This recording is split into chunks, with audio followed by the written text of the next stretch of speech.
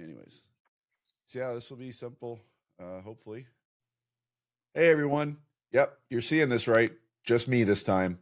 John's off on a photography assignment in New York City this weekend, so he wasn't able to join us, but he'll be back for our next sports episode. But tonight, I do have an incredibly special guest, someone very dear to my heart, more like a sister to me than a friend. We've known each other a very long time, and she's one of the most important people in my life. Her name is Crystal King. And more importantly, for this particular episode, as it is October and Breast Cancer Awareness Month, we're going to discuss Crystal's 5-year journey with breast cancer, of which she is now cancer-free, but still dealing with the ramifications and everything that goes along with having to fight breast cancer, from the surgeries needed, the insurance issues, doctors, and recovery, and it just seems to never be ending. I learned a lot in this conversation, things I did not know. Hopefully you will as well, but hopefully you enjoy this. She's an incredible person. Her and her husband are important people in my life. So is her sister, for reasons you'll hear about during the episode, but really her entire family. So I was excited to do this. I thought I might get emotional during this. I suspected she might as well, but we both kept it together, and we're able to have an important conversation and some fun stuff at times. So thank you for watching. Don't forget to like, subscribe, and share this with your friends. But for now, welcome to All Angles.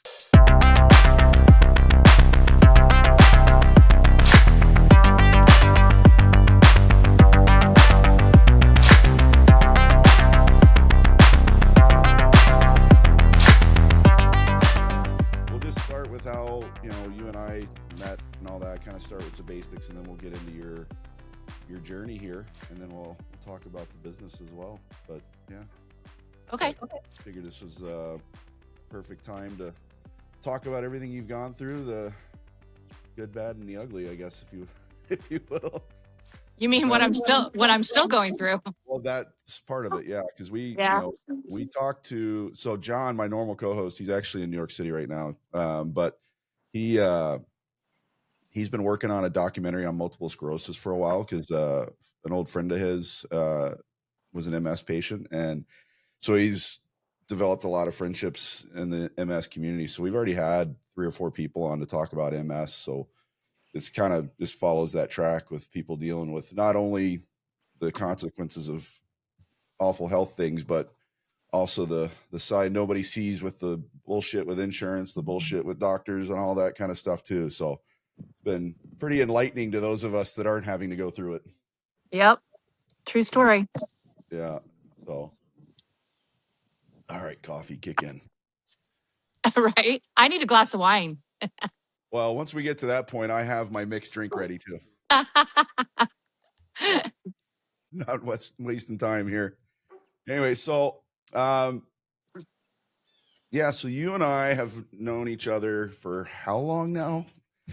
God, was it 2008? 2008? That's possible. I'm terrible with remembering things like that. I do know it's funny. Well, 2 things that were funny.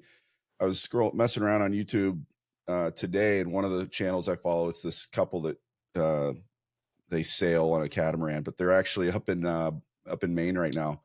In today's episode, they were tooling around Bar Harbor and all that. So it's like, yeah, I'll be there next week. I have been there. Know that place a little bit. I'm excited. But while I was doing that, an old Runway Rock Show video popped up too. Oh my God. From the Granada Theater. Those were the days. Well, and you're actually the thumbnail in it. Oh my God. It's you, and it's because there's Christian behind me. Yeah. Yep. You're the thumbnail in that video from the Granada Theater back in the day. Yeah. That was crazy. I don't think we really started hanging out though until when I was competing, and after all that I was going through a really rough time. Yeah. And then I think that's when we started to really hang out and get close as friends. Yeah, for sure. Yeah, and those again were, tough times for you, not like what you're dealing with now, obviously, but still it was a rough time, but that all worked itself out, thankfully. So yes, it did. Yeah. Yeah, so it's been, I mean, geez, we're not far away from 20 years at this point. Yeah. Crazy to think in our old age. And there's been some kind of weird things happen along the way with your family and me, and I know. I don't think that was weird. I think it was great. it was. It's just in hindsight kind of odd how that all kind of ended up playing out and start to finish. But yeah, so we are we are connected in more ways than one, Yes, we are. and we're almost connected even deeper. So yeah, but no, it's been, you know, and unfortunately through that we lost contact for a while. Nothing anyone did, but it just kind of happens. Life happens, and then unfortunately, to get right into it, the next thing I found out after all that time was what you had gone through in the time we were, you know, kind of Yeah. apart. And so if you kind of go through the timeline of when when you first noticed something and when it kind of all started with your breast cancer journey here. So the crazy part is I didn't find anything. So I had a lump, I guess, on the left side that was about the size of a grape. Okay. And I didn't feel it. I didn't know anything about it. But at 40 years old, I was like, well, I should probably go get a mammogram. You know, that's what you're supposed to do at 40. All right. So I went and got it, and they told me that they saw something, but they weren't really sure. And they wanted to wait a whole year. And I was like, that seemed like waiting a long time. So and they gave me a hard time because I had implants. So they gave me a hard time about those, and we can't really see because you have implants. And I was like, okay, whatever. Because we're so advanced in technology, I don't know why that's a big deal. I mean, how many Right. women have implants? A lot. Right. So I went and got a second opinion, and he said he saw the same thing. They wanted to wait 6 months. So I thought, okay, 6 months isn't as long. So I waited 6 months, and it was like torture because you're sitting there thinking the worst. You're right. And then I'll never forget, I went back in, had another one in 6 months, and they said that it had grown. And he said, I might be being aggressive, but we're going to do a biopsy. And where it was really tricky to get to. So it was probably one of the most painful experiences of my life to try to get to it. But they did, and the doctor was amazing. And within 3 days, and this is during COVID, this was in 2020. Oh, geez. So we're all wearing masks. Yeah. And my doctor, the crazy part is my doctor had sent me a text message and gave me his personal cell phone number. And I thought, I have cancer. There's no way. Why would he give me his personal cell phone number? Right. Because he already knew. Yeah. Yeah. So I went in, talked to the radiologist, and they said that I had stage 0 DCIS. It was still in the duct, and that it was very treatable. It was hormone positive. So it was HER2 positive, which would be progesterone and estrogen positive. So at the time, I don't really remember. I think I blacked out. I Yeah. started to I had to pull the nurse just said, pull your mask off. And I'll never forget Jason, we were driving home and Jason had to pull over. He said he's never had a panic attack. He kind of freaked out. And nobody in my family has had breast cancer. So That was one of the things I was going to ask, if there's any history at all. and then they tested me for the BRCA gene, and I don't have any of the cancer genes at all. So I always tell women, it doesn't matter. It does not matter anymore. I have no family history. I don't have the genes. We don't know where it came from. It was just there. So it's terrifying now because there's no indication whatsoever that it can just appear. And I was healthy. You know how healthy I was. Yeah. I mean, I was a bikini competitor. I ate clean. wasn't a big drinker back then, did not eat a lot of sugar. It just doesn't matter. No, no. And I think that there's a couple things. I want to back up just from the doctor side of things. Cause again, like we talked about with when John and I have talked to these MS patients and some of the frustrations they have. And I think some of it on their end, understandably, and maybe so with what you've dealt with on the frustration side, is maybe not explaining things well enough. Cause I go back to what was the point of them wanting to wait, whether it's a year or 6 months? What is their reasoning behind that? Because all, like you said, all that's going to do is make the patient freak out for 6 months to a year instead of Right. just trying to get the info right now. I'm sure there's a medical reason for it, but I don't know if if those things are explained well enough at the time. Well, and if I hadn't got a second opinion, I would have waited a whole year and I could have been stage 1 or 2, which would have meant chemo. Yeah, true. I mean, I was fortunate because I was stage 0.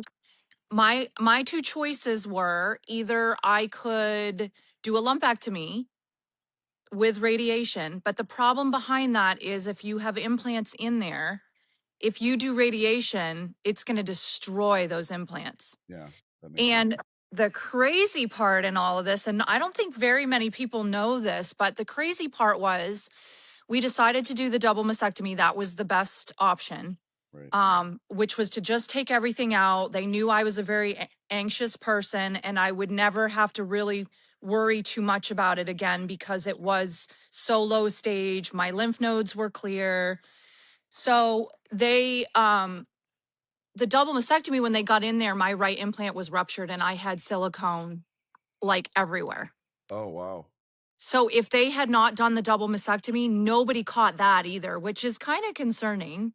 So is the lump on the right or the left then? The left. Wow. So my right side was ruptured. That's okay. That's right. Mind-boggling. Okay. Yeah. So God sometimes works in mysterious ways because if I hadn't done what I did, we would not have caught that. Yeah. Wow. That's crazy. Well, the other thing I was going to bring up, I think this goes for anything. When you bring up family history, to me, that there's not a family history until it starts. So, it's hard for me, it's hard to really go back. I mean, yes, there is obvious need to look back at family history, but it doesn't mean anything at the end of the day because that all started somewhere. And whether that means it's starting with your generation or what, the family history has started basically. So Right. I understand why they have to do that, but I think sometimes in a lot of these cases, they're relying too heavily on that. I know. And Danielle now has a 50% chance. Sure. Well, again, that's what I'm saying. Now it's, maybe it was your generation, you and Danielle's generation starting that history, and doesn't make you feel any better, but at least it takes some of the, I don't know what the word for it is, some of the mystery out of the history, not to rhyme like a weirdo, but I think that's always some cases overused, but I do understand why they have to look at that. Yeah. And I think it really shook my whole family's foundation. Like, I think everybody, you start to realize, whoa, like this could have been a lot worse. Yeah. Like it could have been further progressed. I might not have caught it in time. Like who knows? I mean, it kind of, it really shook everybody. And I didn't realize, cause I was when you're the breast cancer patient or the cancer patient, you go into survival mode. And so it's like it's very selfish at the time. Cause you're like just trying to not flip out. But I didn't even think about how it was affecting my family. Well, and I do want to get into that here in a bit, but so continuing on kind of the family history side of it too, because what I remember, and by the way, for those watching that we kind of hinted at this, connection is Danielle and I were together for a while, and I actually moved up to Maine briefly, but so and the reason I bring that up is I got to know your family. Your whole family's healthy, generally speaking. Yeah. So there was not, God, your dad healthier than I am, and I was supposed to be the healthier one as a hockey coach and a younger guy, but yeah, your whole family's healthy. So this it comes as a shock, but at the same time it doesn't, because again, things can happen to the healthiest or fittest of us, because like you said, you are always incredibly health conscious, way more so than most people, just because of not only your bikini competitions, but personal training, physical training, all that stuff. You were very conscious of this, and all that tells you is it it doesn't matter. You know, cancer No. doesn't give a shit. Nope. So, um, so you mentioned that being selfish, and I'm a big advocate of there are times when it's perfectly okay to be as selfish as you want to be, because we need to take care of ourselves if we're going to take care of anybody else too. But one of the conversations we've had with a lot of the MS patients we've talked to, is how to deal with the family side of it, and you know, having that support system. And they don't always have the greatest of support systems, primarily because a lot of people, including someone like me who doesn't have, most of us don't have to see this on a daily basis, we don't necessarily know how to be that support system, how to approach it. We can say all the right things, but at the same time, sometimes we might feel like we're, you know, just making it worse by coddling someone instead of just being what we need to be. How Yeah, was I'm really glad you're bringing this up, because this is like huge, especially with breast cancer survivors, because there are so many people that say things like, "Oh, you got a new boob job." No, I did. No, I did not. It definitely was not that. unintentional? And then there are people that are like, "Oh, well, it wasn't that bad." And I actually allowed other people to, you know, they mean well and they're telling you things to try to encourage you. But when they say things like that, I actually came up with this narrative in my head that it wasn't that bad, but it still was bad. Did you find yourself at times almost having to support them more than they were supporting you because they didn't know how to handle it? Yeah, it's like really like a lonely, I said it was a very lonely, it's been a very lonely journey, Sure. because people either avoid you because they don't know what to say, or I mean, I'm sure at this point people are tired of hearing about it. It's been 5 years and I'm still going through it. Yeah. So I worry that people are tired of it. Well, and I get, and I don't, I'm not saying that because, and I don't know the answer to this. You'll have to tell me. And I'm not saying this as an indictment on anybody around you, whether it's Jason or Danielle or anybody, because you're obviously, you and Danielle are very close as sisters. And obviously you have Jason there too. But is even to a point when you're going through something like this where they don't even know how to handle it. And sometimes it makes you feel even more isolated that those people closest to you don't know how to handle it. And so they're not handling it well. And you truly feel like you're alone. And in your head, you're probably going, these are the people that should know me better than anybody. But it's not necessarily their fault because they just don't know. But as you're going through this, you're probably not realizing that. Yeah, and Jason, you know, men have a tendency to shut down. How So you doing? Nice to meet you. I'm yeah, one. yeah, Jason would shut down and Danielle would come and sit with me, Yeah. and we would binge watch movies after every surgery. And you know, Danielle was definitely good at mothering me, I think. Well, I Like, think, you know, and this is not so much the case these days necessarily, but Jason and I for sure were brought up at times like that where we're supposed to be the tough men and can handle everything, and when we can't, we just don't know what the hell to do. yeah. And you know, it's just the way it is. Thankfully, And it that doesn't mean that he wasn't, I well, mean, that's what I'm saying. It's just he was phenomenal. it's nothing he did. We get to a point where we don't know what we're supposed to do, and we kind of, like you said, we'll shut down because we feel helpless and we Yeah. don't know how to help, and it's not what we were brought up to be. And 50%, they said 50% of marriages don't make it through breast cancer. Wow. That's a huge That's percentage. a huge number. And you know, it's usually either because the woman doesn't feel good about herself anymore, or you know, the man doesn't know how to deal with the situation.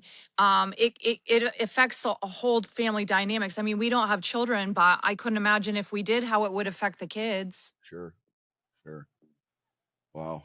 Well, thankfully that, you know, you've eventually, you know, that since it's been 5 years, I'm imagining, you know, Jason in particular being the man, as we talked about, but also Danielle have kind of figured out how to support you better over this time, better, more so than the first probably year or two.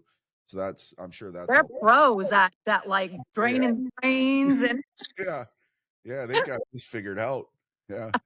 Should go back to medical school. Right? Yeah, well, the other thing that I kind of wanted to touch base on was just about how extensive putting somebody back together is. I think that there's a misconception with breast cancer that you just have a double mastectomy, they just put some implants in there, you're good to go. Right. Doesn't always work that way. And the other thing that's so isolating is not none of us are the same. Yeah. Even breast cancer survivors, none of us are the same. So my journey could be 10 times, 100 times different than somebody else. Sure. And so there's things like fat grafting that you have to go through. They take fat and they try to make you look more natural, but that doesn't always take. So you have to do it more than once. And there's complications. Sometimes one fails, or there's just so many things that can happen. And so I felt like I've dealt with a lot of judgment, and I can feel it. Like I don't necessarily think my people will say it, but I've had people say to me, "Well, don't you think you're done now? Like, shouldn't you be done now?" And it's I am not expecting perfection. I definitely am not. But you want to get to a place where it doesn't hurt, or you're not lopsided. Well, you've just gone, well, and are going through, not gone through, but are going through hell basically. And that comes back to the it's okay to be selfish thing, because you're just looking for some sense of the normalcy you had prior. And while I think I've known you a long time, you're smart enough to know that true normalcy may not happen, but as long as you can get as close as you can to what that normalcy was and some sense of it, then you're going to feel a lot better. And who gives a shit what anybody else has to say about it? Well, and then there's so I have PTSD. Mm-hmm. So I have massive panic attacks, especially in airports or big social settings. So I have a service dog now, and there's judgment surrounding that. So it's, but she really does help me. And I also have spells of vertigo, I guess. When my brain was under anesthesia for 8 hours total, they said that now my brain is like kind of misfiring sometimes because they couldn't find anything in my ears that would be causing vertigo. So they think that there's like a misfire. So there'll be times where I can't see anything, and I go to the ground and I start vomiting and everything's spinning, and it'll happen at random times when I'm in public. And so, I look very normal. So I get that people, see me in the airport with a dog and they're like, "Oh, like." Yeah. Yeah. Pretty woman with a dog. Yeah. What does she need? Right. Yeah. No, I think, and I'm probably as guilty of this as anybody, just because it's in some ways human nature. I think we forget when we think of, because like you said, everybody's journey is very different in this. Your journey did not require the chemo and all of that. And when we think of, most of us think of breast cancer or cancer of any kind, that's first thing we go to. Right, right. That. And forgetting the fact that even if you're not going through that, surgery on a good day is very invasive and intrusive. If you're just getting, like, I had knee surgery in high school, big deal. But to go through something like this is very invasive to your body. It's very harmful to your body, even if it's for the right reasons. And people seem to forget that part of it, that it's your body's been violated, not just by the cancer, but by the procedures to try and fix it. And And anesthesia is not good for anybody. no, And no, I've gone through it twice already this year, and I might have to do one more in December. So, every time I go through it, it does affect you. If you have anxiety and depression, it makes it 10 times worse. So I wake up on a normal and cry and pull myself together, get to work. It's a lot tougher yeah. than previous years. So this year's just been really hard.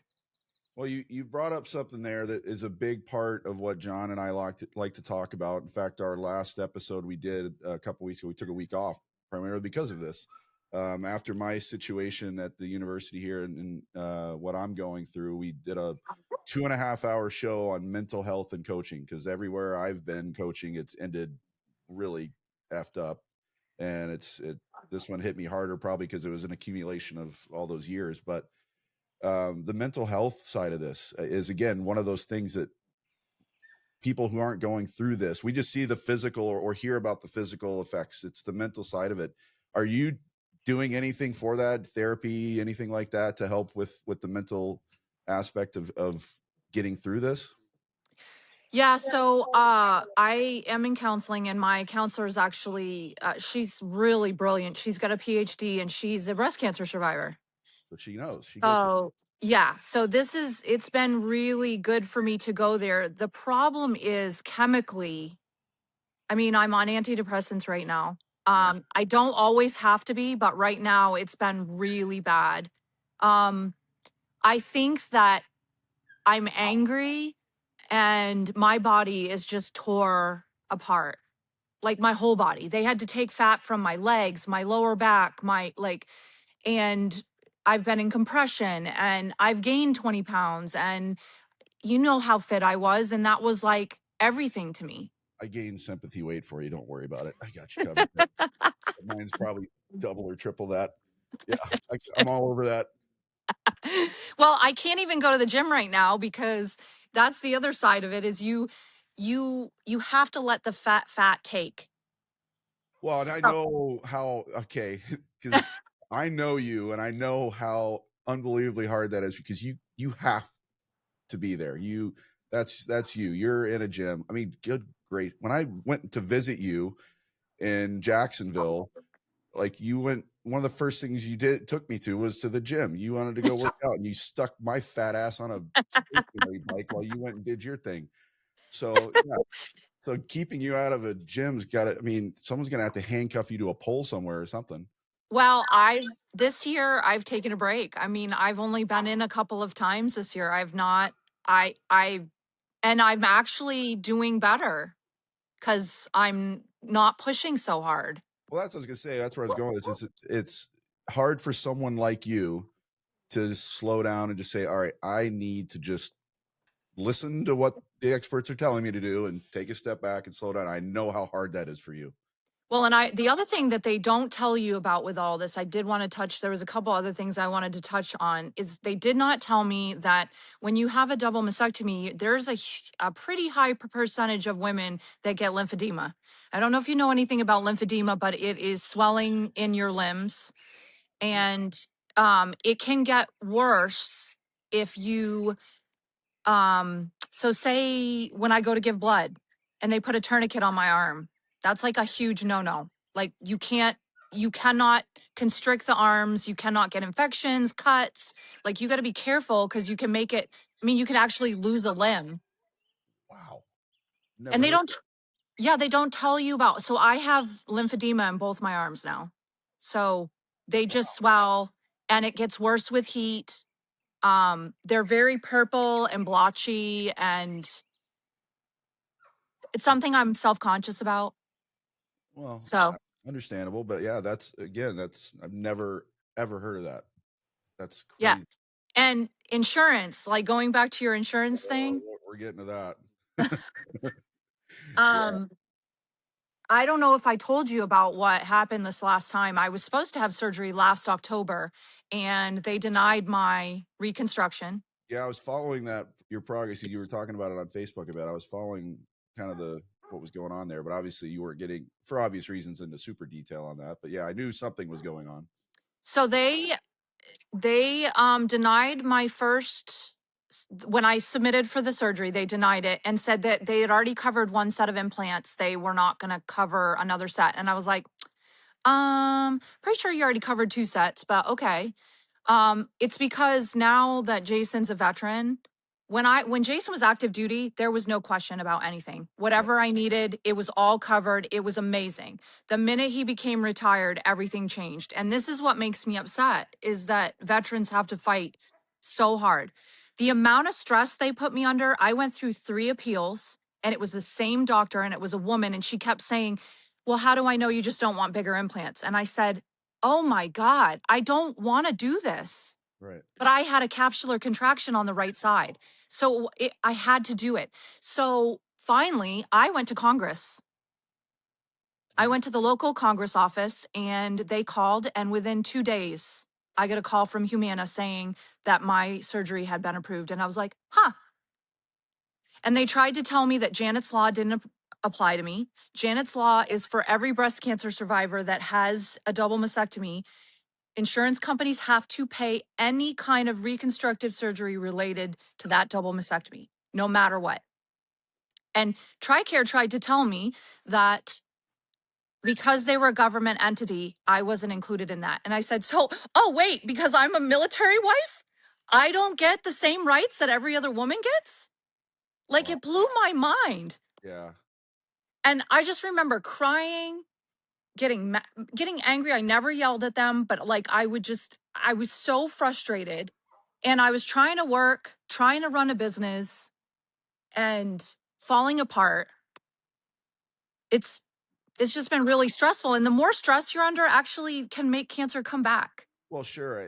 Yeah, I was about to say these are in many ways very familiar stories to the MS patients we talk to who the issue that MS has now. And well, I maybe I shouldn't say this because right from the start of this, you kind of went this route, but the MS patients have a problem, first of all, with even getting diagnosed because MS is, for whatever reason, doctors don't want to diagnose it. So I go back to the fact that you had to potentially wait upwards of a year. Thankfully, the second opinion made that shorter. But once they even are able to get diagnosed, to get the kinds of treatments and therapies and everything they have to do is such a fucking hassle. Yeah. And it's mind-boggling to me that we're in this place. And we, John and I have we try and avoid politics at all costs, but there's some ways you just can't. But at the same time, it seems like it's only getting worse and worse with everything that's going on these days. Whether you're military or not, in some ways, it's even getting worse for military than us civilians. But I don't know how. And you've gone through this enough to maybe have insights and to fight. And it sounds like the quickest one you found was to go straight to your local congressman. But what is the advice you would give to continue to battle to get the insurance companies to do what they damn sure better be doing for everybody? Well, I see this every time I would go. So I go to the Center for Restorative Breast Surgery. I'm going to give them that little plug. Perfect. They are the best in the country. In fact, people travel all over the world. And the only reason that I was able to go there was because my first surgeon in Pensacola completely botched me. I mean, they did not have what they needed to have. Now, the sad part is I have to go through that first in order to get to somebody who actually knows what they're doing. But I would go into the center and there'd be women sitting next to me that would say they had to start GoFundMe's. Their insurance wouldn't cover it. They had to raise money. And I'm sitting here thinking, I didn't give up. I wasn't going to give up. Yeah. I was not. I didn't care if I had to go to to see Trump, whatever I had to do. So I've told other breast cancer survivors this, just contact your local Congress office. They have a representative that is there to advocate for you, and they know the laws. Yeah. They know what Humana obviously didn't want them digging into what they were doing. Right. To me. Yeah. And then my next one got approved right away. Of course. So I haven't had a problem since, but it's mind blowing to me that they wanted me to give up. I mean, 3 appeals. That's the part that I mean, there's many things about insurance companies that bother me, but their job on paper is to help people. That's what they're supposed to do, along with, the doctors and everybody involved. And yet they seem to spend, like they've done with you, and we had one of our MS interviewees we had on here, like after they were diagnosed and started the process, they got their insurance taken away, like just gone. They didn't even have it. And Oh my God. it's mind numbing to me. And the fact that they think it's in their best interest, even though if they had any brains at all, they realize how bad it makes them look, but they think it's in their best interest to drag things out in the hopes that they don't have to go, pay to have someone's health bettered, no matter what the scenario is. It just, like, how awful a person do you have to be to live like that. It's I couldn't, I don't understand it. I never have, never will. Yeah, when I found out it was a woman, I was pretty shocked. Yeah. Yeah. Like that she couldn't, and then they wanted pictures, and I was like, I shouldn't have to send pictures of my chest. Right. Like that just upset me too.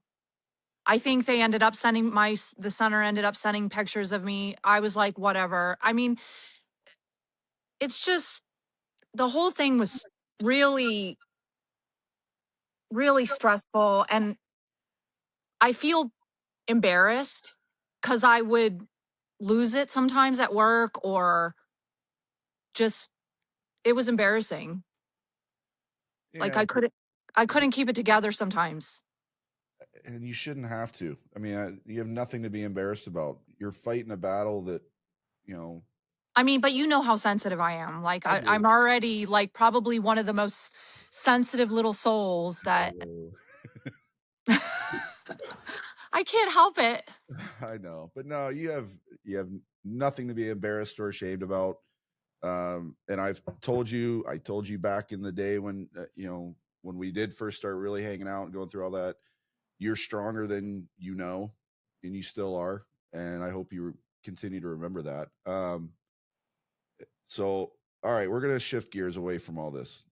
I want to Okay. hear about Crystalized Beauty. And I want to hear all about how that started, and you and Danielle working together. As close as you are, I want to hear the sisterly battles or whatever the hell is going on. Let's have some fun with this now. But no, it's a great thing. It's awesome what you've built. Yeah, which I can't believe I did it through what I went through, because I started Crystallized Beauty in 2020. So I graduated from esthetician school in right before COVID really hit. Yeah. And then in July of 2020, things down here in Florida opened up quicker than pretty much everybody else. Oh yeah. Yeah. So we were back to work. So in July of 2020, I signed a lease, and I opened up Crystallized Beauty, and then I got diagnosed in September. So it was like, oh my God. So, but you know what I realized? The community here in Navarre rallied around me. Yeah. These women came in and got more services. Like they supported me. They wanted to support me. It was really amazing what a community does. And so I started by myself, and then I moved to Gulf Breeze with Danielle. When did we move there? 2021 or 2022? Yeah, 2022, because it's been 3 years that we've been in Gulf Breeze. So this year we're celebrating 5 years in business. That's awesome. 5 years cancer free. Yep. Which means my chances of it coming back now are like pretty much almost nothing. That's awesome. So not to say that I couldn't get it somewhere else, or, Sure. you know, they're going to keep an eye on me. And I'm sure you heard this year, not to go back to the cancer thing, but my service dog got cancer. Yeah. And that was triggering. A little bit. Yeah. A little bit. So she's now cancer free as well. She's a rock star. So she just like me. Anyway, so we're having a big party this year, but working with Danielle has been amazing. I tried to create a safe environment for both her and I. She obviously went through a bad breakup, moved in with me, and I wanted us both to be safe. But you know what? I try to pat myself on the back because I was going through breast cancer. I built a business that's now really successful. I bought myself a really nice car with my own money. Yeah. And I helped my sister get on her feet. And By the way, that breakup was not me, FYI. No. Yeah, it was not you. It was not you. I don't think that was a bad breakup. No, it wasn't. It wasn't. I think that you both still care about each other. Oh, very much so. Yeah, very much so. And the kids still talk about you. So. Oh, you just got to bring the kids up. I'm going to go see them. I'm going to see them this week. That's the part that's going to get me every time, are the boys. I know. But no, I think back to the business. It's, and it, as cliche as it is, I think, and I know you had hard times through there, but the timing of it was probably pretty ideal because it was that kind of cliche distraction you needed as well. from Yeah. what you were going through. And I don't know if you had that. I think it would have been even tougher for you, is my guess. Yeah. To Even sit there. through the tough times. Yeah. Yeah. And to have these women, you know, sometimes there were times where, because I'm also, when you lose all those hormones, when you get a double mastectomy, it's pretty much a double amputation. I mean, in my chart it says double amputee. Sure. Yeah. So you lose all those hormones, which means that it kind of pushed me into perimenopause early. So sometimes I'm just like, I feel like I'm a train wreck. But it's somehow, my clients are all really understanding. They've all supported me. Yeah. I had a good support system. It wasn't always easy. When I first started over here, I was in a place where I was getting bullied. Not only was I going through breast cancer, starting a business, but I was being bullied at work. Yeah. People telling me, your cancer's not that bad. Stop complaining about it.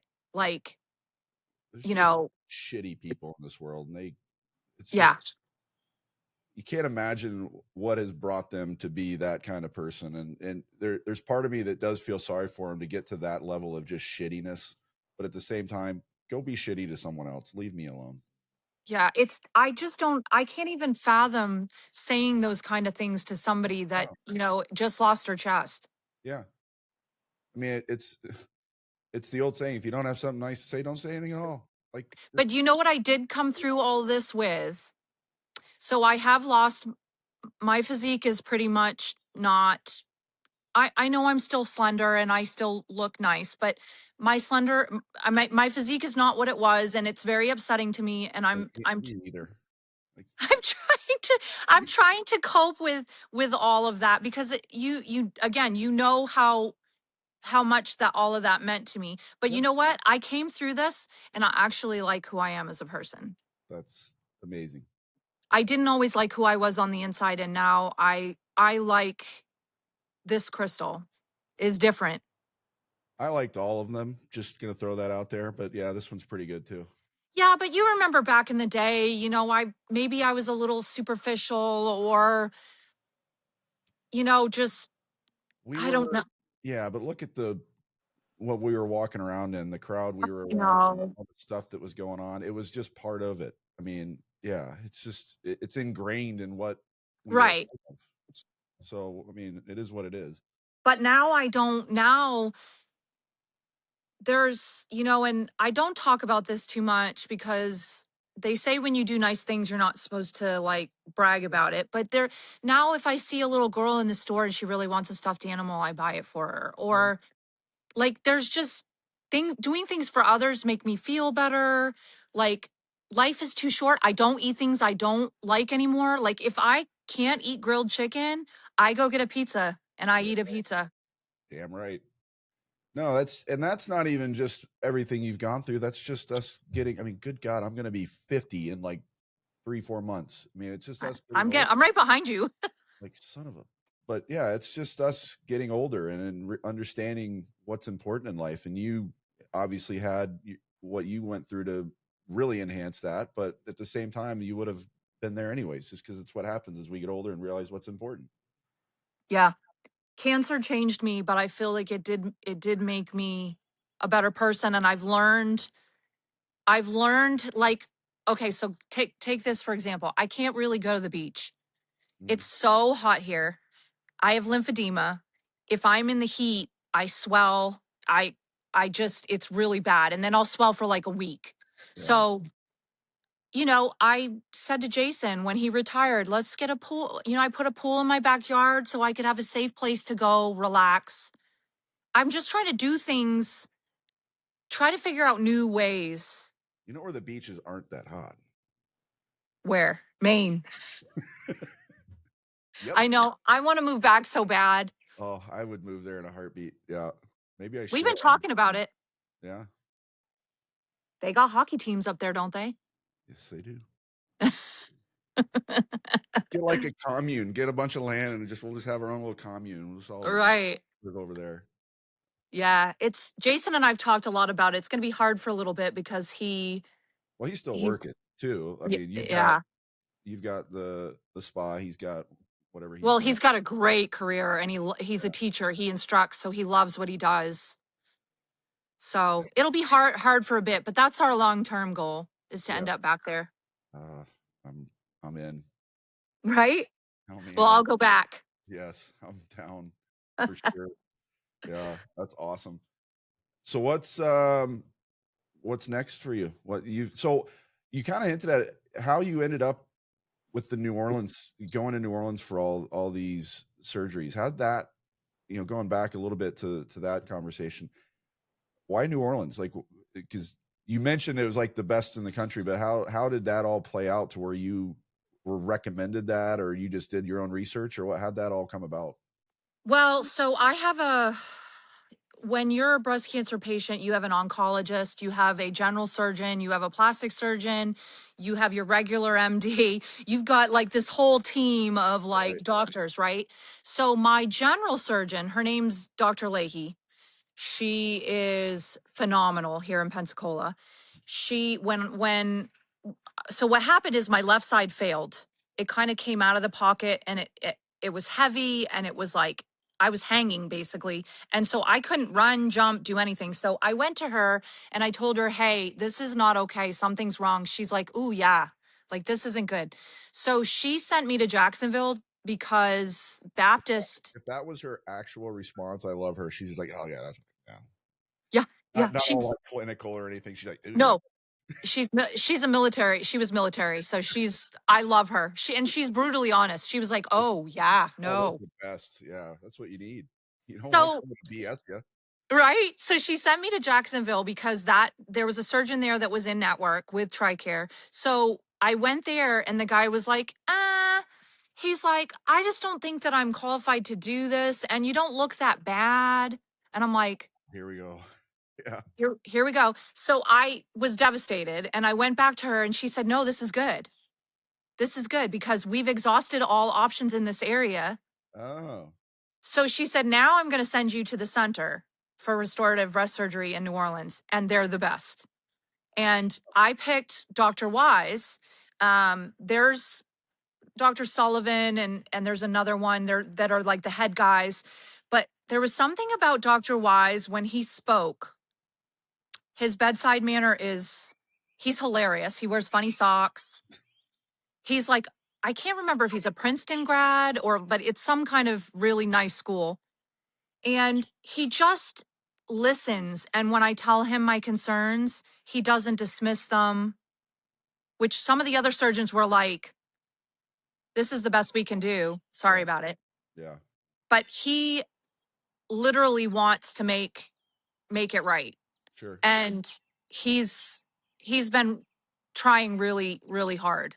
So, but like I said, what happened last time, so I had one done in 2022 after before Jason retired from the military. I had another complete revision done, Mm-hmm. and which was really painful because they went back under the muscle. And anyway, but what ended up happening, fast forward to 2024, I got a capsular contraction on the right side. So I had this line of scar tissue that was just pulling and it was uncomfortable. So he wanted to redo everything. So in February of this year, we redid everything again. The only problem with this time is now you can kind of feel the implant on the bottom of the left side and it creeps me out a little bit. Mm-hmm. But I told him if that's something I need to process in counseling, that I'll process that and I'll get over it. Because the problem is you're either going to feel it on the top or the bottom because your muscle can only cover. Sure. Yeah. It's a big implant. So, because I'm deep chested, so I can hold a big implant. So that muscle, you think your muscle only goes, across the middle. Okay. Yeah. So he put a ton of fat on the top, but underneath you can kind of feel the implant still. So then I had to go back in August and have fat grafting done to kind of soften up that bottom. Well, unfortunately, probably only 15 to 30% of that fat took. Okay. And that's pretty common. So I might have to have another round of fat grafting in December. And we're trying to get it all done as quick as we can because I already paid my my cap, like my catastrophic cap, Yeah. which is expensive. It's like $2,000 or $3,000. So, you know, you don't want to have to pay that every year. Right. So I don't know what's going to happen. I'm kind of in limbo and I'm tired of being in limbo. I just want to move on and I want to live. So I'm trying to live in between. But I spend a lot of time in sweatpants. Perfect. Perfect. I mean, don't let the polo fool you. I'm in my PJs, so we're good. The beauty of sitting like this and my legs are under the desk. Yeah. Right? Yeah. That's what I'm starting to love about podcasting. I'm from the waist down, I can be wearing anything. So I'm stuck in this place of like, do I move on and just start working out again and get the rest of my body like somewhat back to a place where I feel confident and good about myself and just forget about the boobs, just forget about them? Or do I keep going down this road of like, just to try to get them somewhat to a place and then move on? It's like, I don't know what to do.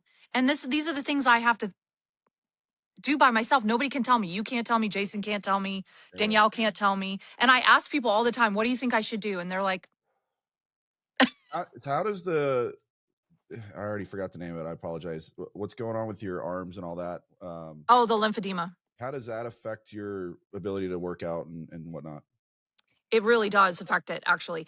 I have a pump that I have to sit in. Oh my gosh, I look like Iron Man. It's pretty cool. I think I saw a picture. Did you post something? I think I Yeah. saw So it zips all the way up to my neck and all the way to my fingertips, and then it goes to my knees. So you're essentially in this huge suit, and it pumps your fluid back to your lymph nodes to try to get your lymph system moving again. And so that's another doctor that I have. I have a vascular doctor that I have to see about all that stuff, and they keep that in check. But I'm like a stage 0, I think. It's I mean, if you look at my arms, they're not bad.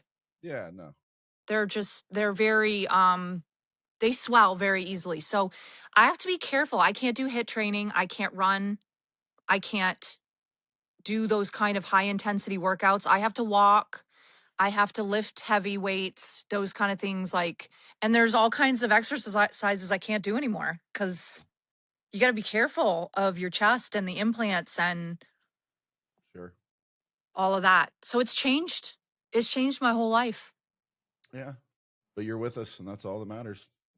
I am still here. And there have been times that have been pretty dark. Sure. Yeah.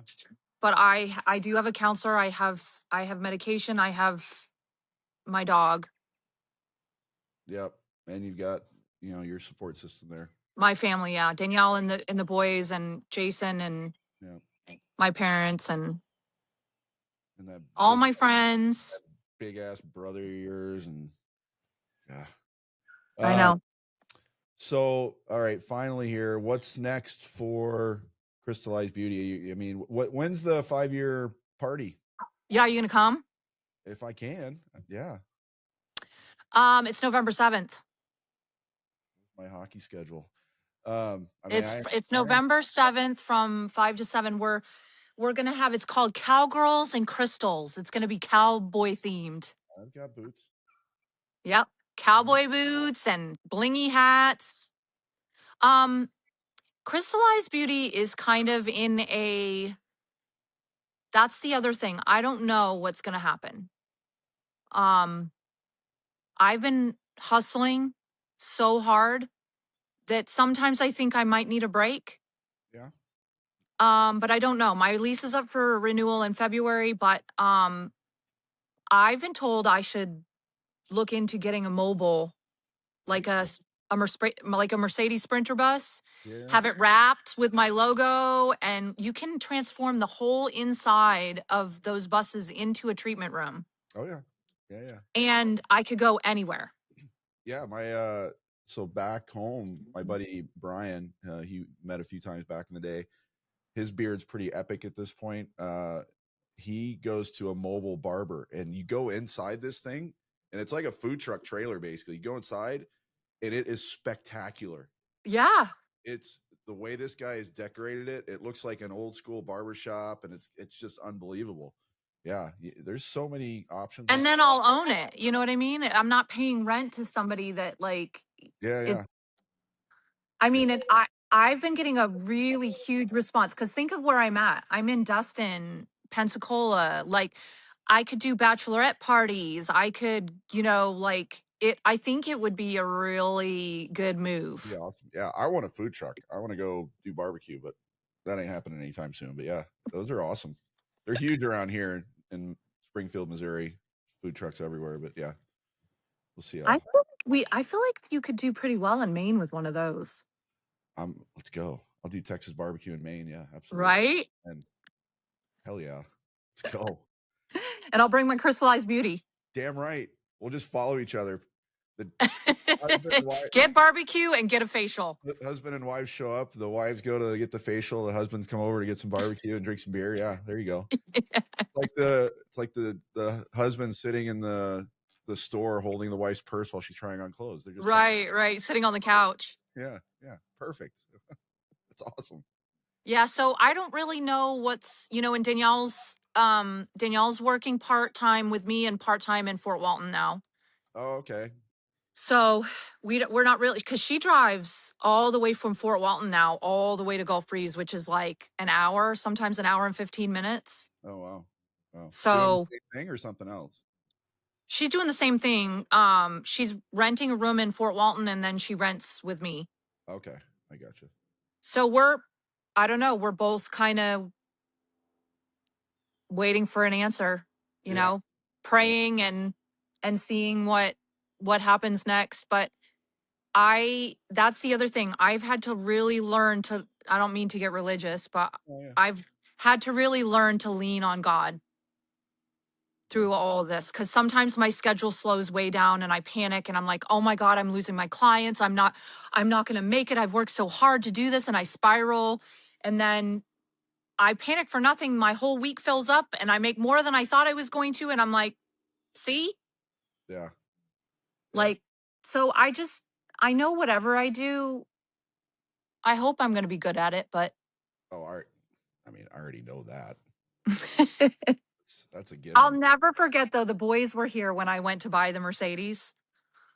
That Oh, was the best. That was the best feeling ever. Those kids were, and to see Braden engage, like they were so proud of me. They were like, Auntie, oh my God. They got in the car and then they were like, so which one of us is going to get it in the will? oh, jeez. I miss those guys so much. Oh my God. They were like 4 and 6 years old when I saw them last. I know. They're so amazing. I actually just did a video for Braden's senior year. That's mind numbing to me. You should come with me to his graduation That's next year. that just feels awkward. No, I don't think it would be. It's Squirrels. yeah, 12 years it's been. I was just Well, thinking about think that about today, it. actually. Yeah, 12 years. Anyways, well, thank you for doing this. I love you. I love your family. I love you too. I miss you guys a lot. Think about You're you. always welcome here. I mean, look. Yeah. Be like a beluga whale jumping in that thing. Yeah, but it's still warm. It's the crazy part. It's still warm and we're still in it. It's ridiculous. I'm so tired. Again, I don't want the heat. It's why I don't like Texas. Let's go to Yeah. Maine. I need snow. That's why I'm headed to Maine because I can't. It's not cooling down at all here. It's weird, by the way. Just one last thing on the medical side, because again, there's always these. Someone's trying to call me. Always these weird connections throughout this whole thing. Is you mentioned heat being an issue with some of what's going on with your health. That's again the MS thing comes back. That's one of the worst things for an MS patient is heat. Really? Yeah, and I didn't know that.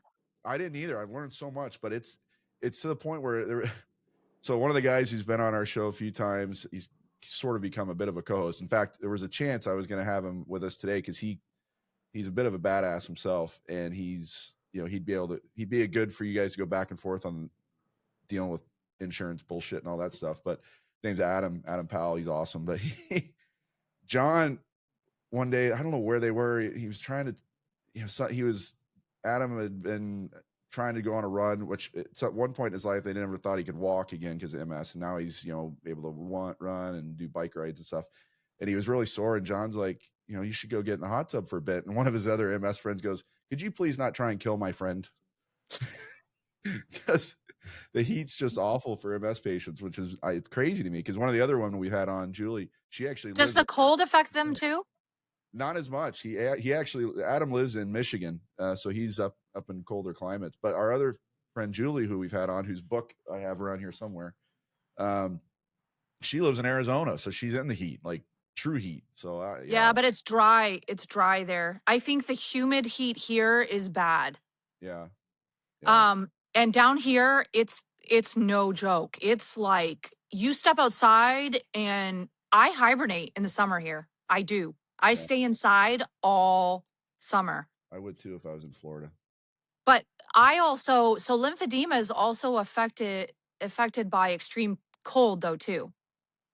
Oh. So I won't swell with the cold, but my arms either get bright red from the heat or purple from the cold. Yeah, but in the cold, you're wearing stuff, so you won't see it. Yeah, exactly. Yeah, it's always my theory on hot versus cold. Well, and my doctor said that drier climates like Maine would be probably ideal for somebody with lymphedema. Yep, that's it. That's it. Yep. There's our sign. I've always had my theory on hot versus cold, and it's very simple. When it's hot, there's only so many articles of clothing I take off before someone's offended. In the cold, I can put as many on as I want. So we're good. That's something I got to learn how to get in a swimsuit again. Oh, you'll look fabulous. Thank you. You're gorgeous as ever. It's just I know. It's a little bit of body dysmorphia. As long as people like me and Jason and everybody else around you keep telling you what's true, that you're still gorgeous as ever, you're good. Yeah, I don't think I'll ever wear shorts ever again. We'll see. Maybe I can, but I've figured out, like, I buy these cute like windbreaker pants that are really lightweight, and I make them look cute with a crop top and my fancy sneakers, and I'm just trying to make do with what makes me feel comfortable right now. You be you. Whatever you need to do to be happy, that's all any of us could ever want. That's all I've ever wanted for you. I've told you that for a very long time. I know. So. Well, thanks for letting me tell my story. Oh, thank you.